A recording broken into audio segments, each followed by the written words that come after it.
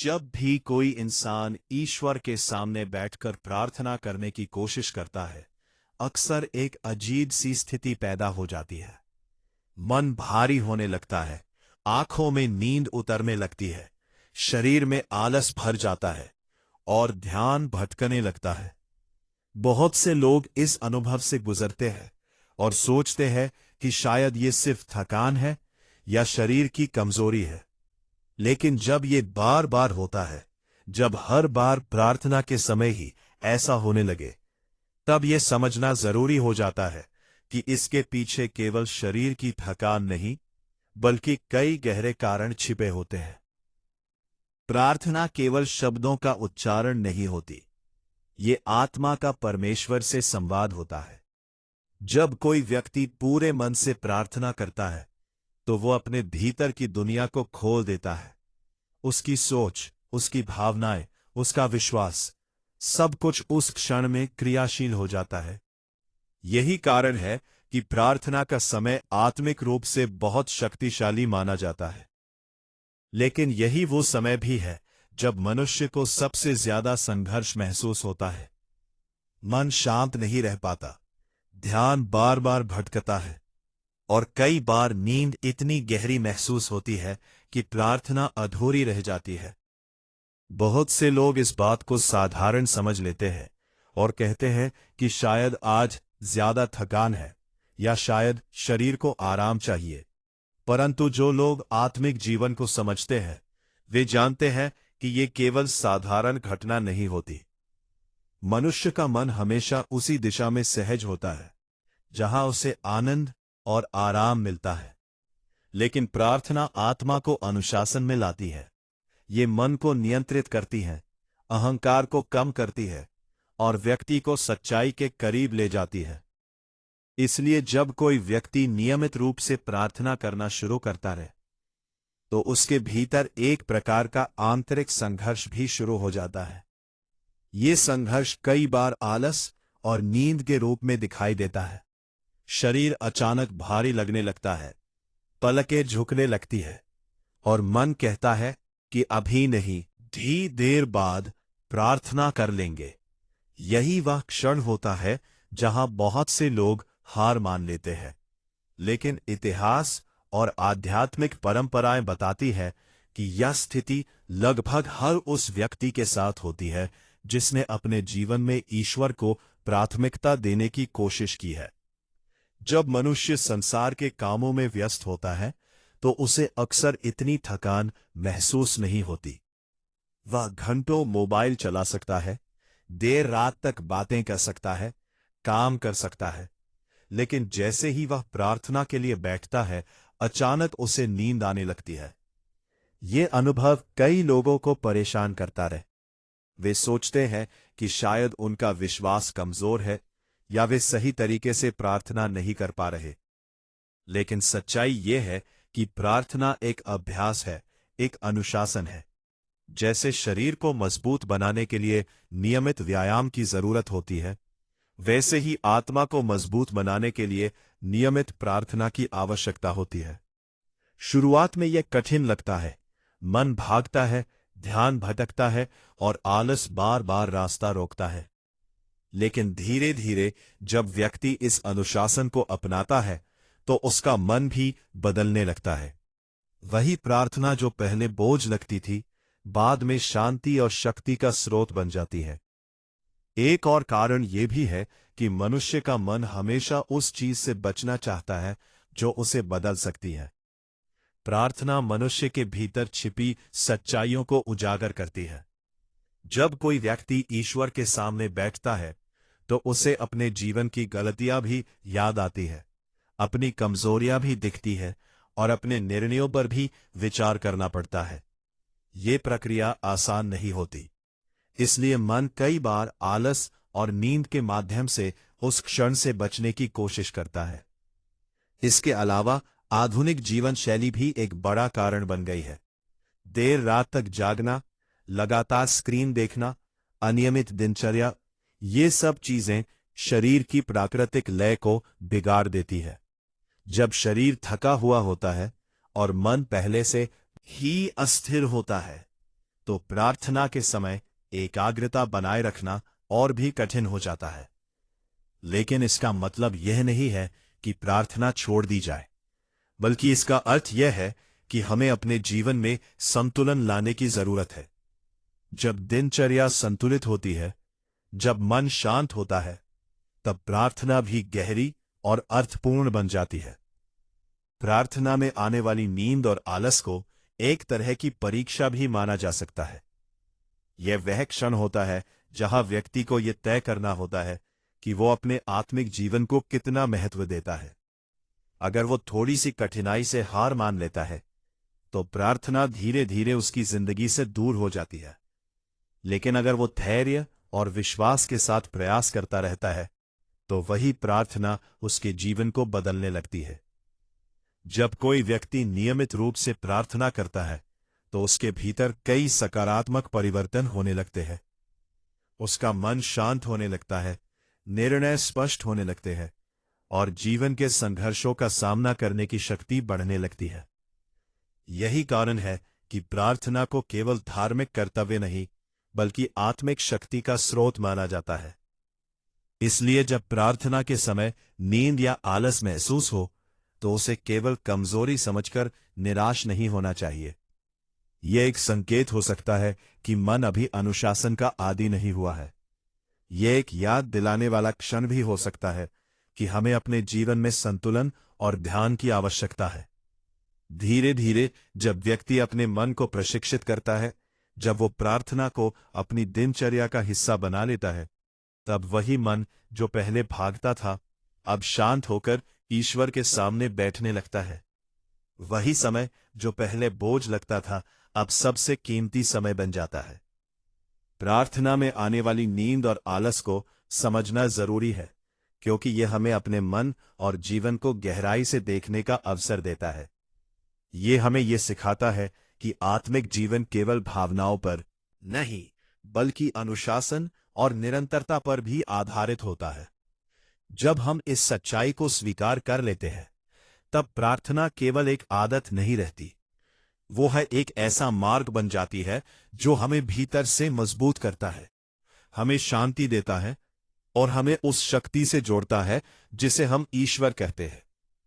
और शायद यही कारण है कि प्रार्थना में आने वाली नींद और आलस को साधारण घटना नहीं कहा जा सकता।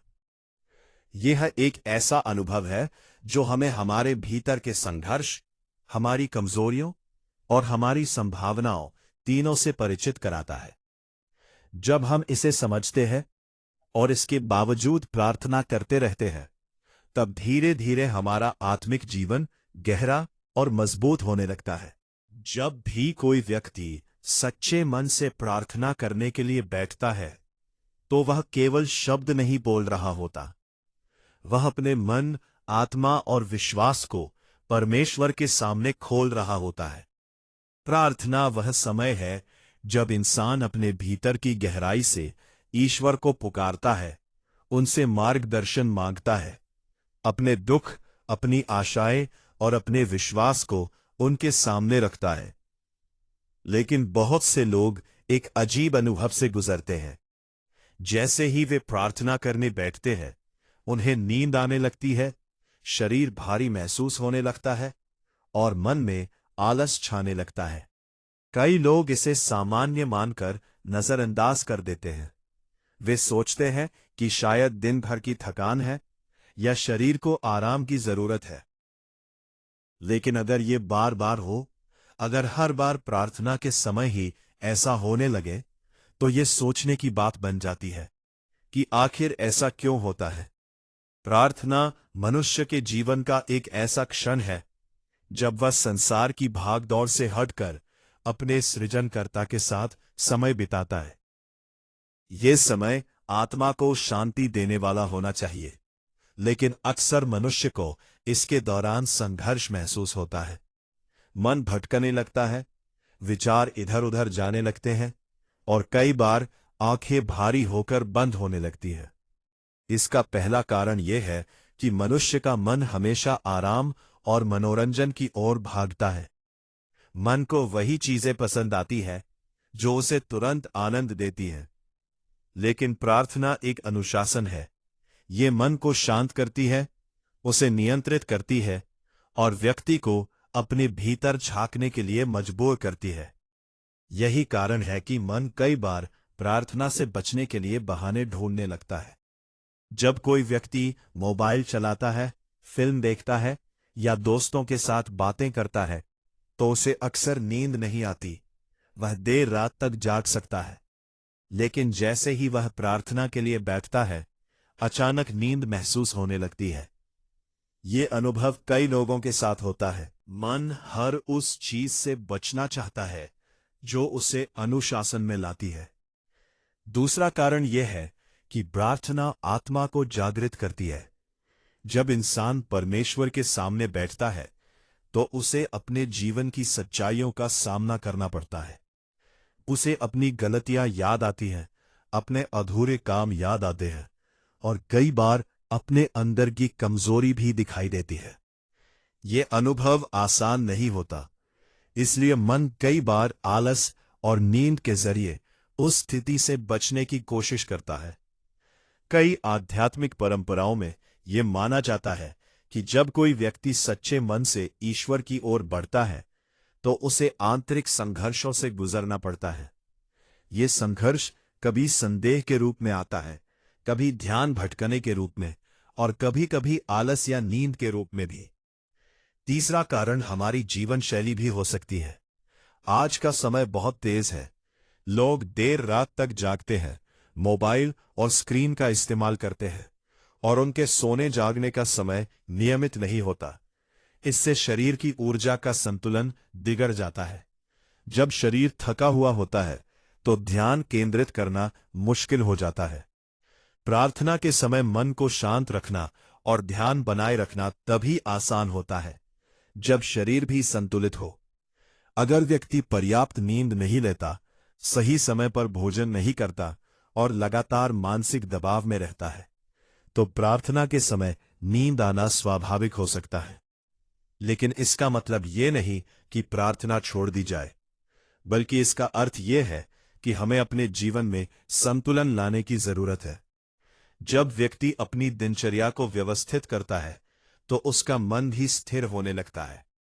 प्रार्थना एक अभ्यास है।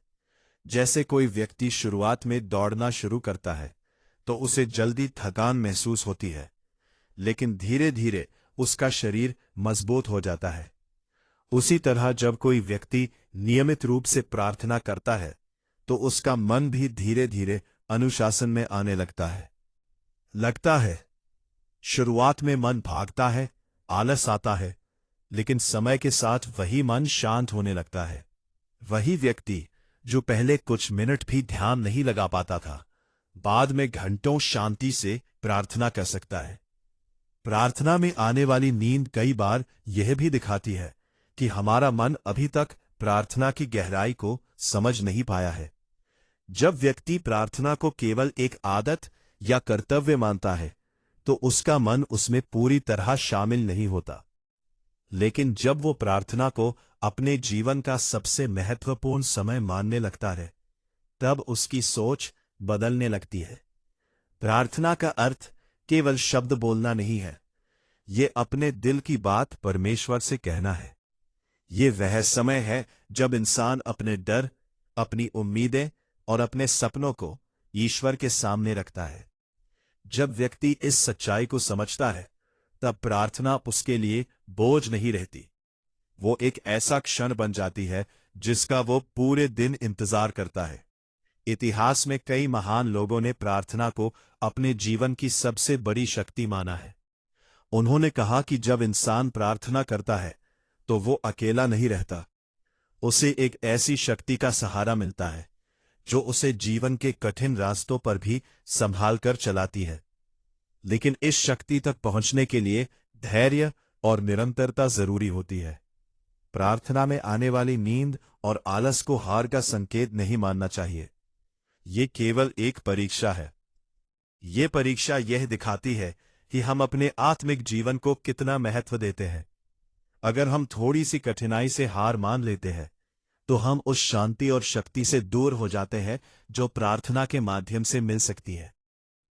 लेकिन अगर हम लगातार प्रयास करते रहते हैं, अगर हम हर दिन थोड़ा सा समय भी सच्चे मन से प्रार्थना में बिताते हैं, तो धीरे धीरे हमारा मन भी बदलने लगता है।